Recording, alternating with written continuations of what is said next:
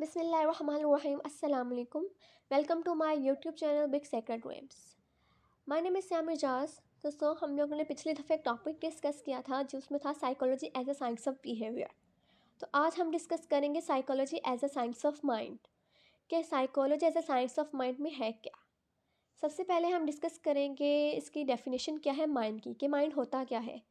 Mind is defined as a feeling, sentiment, sensation, conscious and unconscious functions. कि हमारा mind क्या है, हमारे माइंड के अंदर आ जाती हैं फीलिंग्स, हमारे sentiments, sensations, conscious and unconscious functions जितने भी होते हैं, ये सारा कुछ हो है वो माइंड के अंदर आ जाता है। अब माइंड को सबसे पहले जो है इसके ऊपर स्टडी किसने की थी, इसको इंट्रोड्यूस कैसे करवाया था, ये सबसे पहले जो शुरू हुआ था वो ग्रीक फिलोसफर से हुआ था। जो प्लेटो था was the first person who introduce this term. वह फर्स्ट पर्सन था जिसने जो है ये टर्म इंट्रोड्यूस करवाई थी, किसकी, माइंड की। Aristotle propose mind as a function of body and mental process. Aristotle ने प्रपोज किया था कि जो माइंड है वो हमारा क्या है, फंक्शन ऑफ बॉडी और मेंटल प्रोसेस है, जो अफेक्ट होता है एनवायरमेंटल फैक्टर्स की वजह से। एनवायरमेंटल फैक्टर्स की वजह से जो हमारा मेंटल प्रोसेस है ना, वो अफेक्ट हो जाता है। देन उसके बाद आया था जॉन लॉक। जॉन लॉक ने क्या बताया था कि he declare that soul is a religious concept and mind is a psychological concept. इसके अकॉर्डिंगली सोल है ना वो रिलीजियस कॉन्सेप्ट है और जो माइंड हमारा वो साइकोलॉजिकल कॉन्सेप्ट है।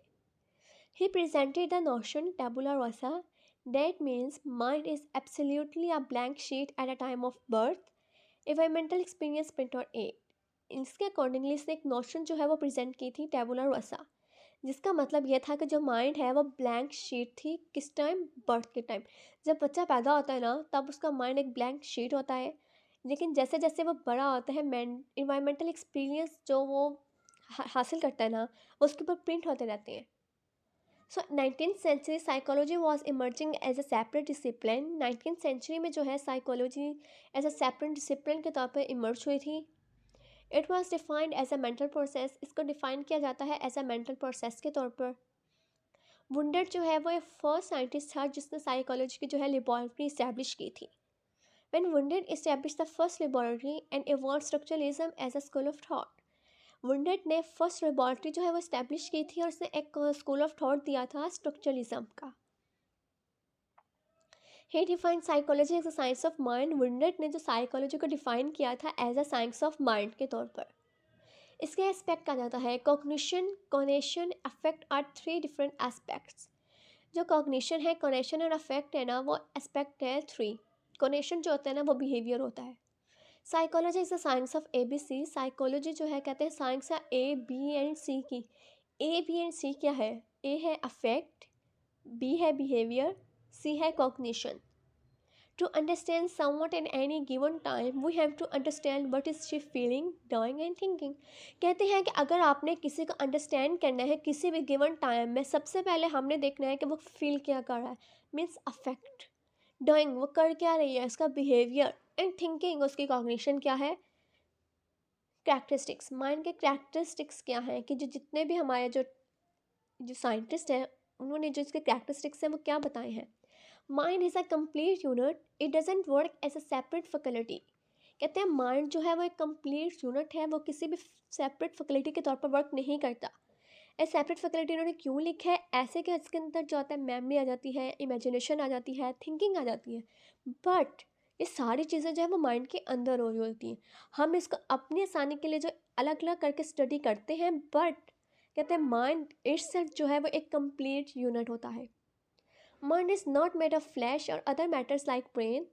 जो माइंड है ना ही वो फ्लैश से मतलब गॉस से बना होता है, ना ही किसी और दूसरे मैटर्स जिससे ब्रेन बना होता है। लेकिन माइंड जो है वो ब्रेन के साथ कनेक्ट होता है, लेकिन हम इसको कभी भी टच नहीं कर सकते। We can never touch it. हम अपने माइंड को टच नहीं कर सकते। माइंड और ब्रेन का अगर डिफरेंस देखो ये क्या है, कि ब्रेन को हम टच कर सकते हैं, माइंड को हम टच नहीं कर सकते। Mind remain active without any gap. जो हमारा माइंड है वो एक्टिव रहता है without any gap. Mental process are subjective and very personal, no other person can directly observe and जज दैम। जो मेंटल प्रोसेस है ना वो सब्जेक्टिव होते हैं, पर्सनल होते हैं। कोई भी पर्सन जो है ना उसको डायरेक्टली ऑब्जर्व और जज नहीं कर सकता। Mind is a constant flow of a mental process. जो माइंड है ना वो एक कॉन्स्टेंट फ्लो है किसका, मेंटल प्रोसेस का। उसके बाद इसके ऊपर क्रिटिसिज्म हुआ था। क्या है ना, जब शुरू में जब हम लोग ने psychology as a separate discipline आ रहा था, तो हर पर्सन ने इसको अपने अकॉर्डिंगली डिफाइन किया था। करते करते करते इसकी प्रॉपर डेफिनेशन बननी है। इसलिए हर स्कूल ऑफ थॉट पे, हर डिसिप्लिन अलग पे ना, हर किसी के ऊपर क्रिटिसिज्म हुआ है कि कोई ना कोई कमी रह जाती थी उनकी डिफाइन के अंदर, कि इन्होंने जो है ना किस चीज़ के ऊपर जोर दिया, किस चीज़ पे नहीं दिया। अब इसका क्रिटिसिज्म क्या आ जाता है कि माइंड और mental process are untouchable and can not be seen और observe, so experiment was difficult. कहते हैं कि जो माइंड है ना वो अनटचेबल होता है, जिसकी वजह से ना ही हम इसको देख सकते हैं, ना ही इसको ऑब्जर्व कर सकते हैं। तो इसके ऊपर एक्सपेरिमेंटेशन किया है वो बहुत ज़्यादा डिफ़िकल्ट है। हमने बिहेवियर के अंदर क्या पढ़ा था कि जिस चीज़ के ऊपर आप एक्सपेरिमेंट नहीं कर सकते उसको साइकोलॉजी से उठा के बाहर फेंक दो। तो माइंड के ऊपर तो कोई एक्सपेरिमेंट हो ही नहीं रहा। इसके ऊपर एक क्रिटिसिज्म आया था। Animal cares and mental patients can not observe their own mental process.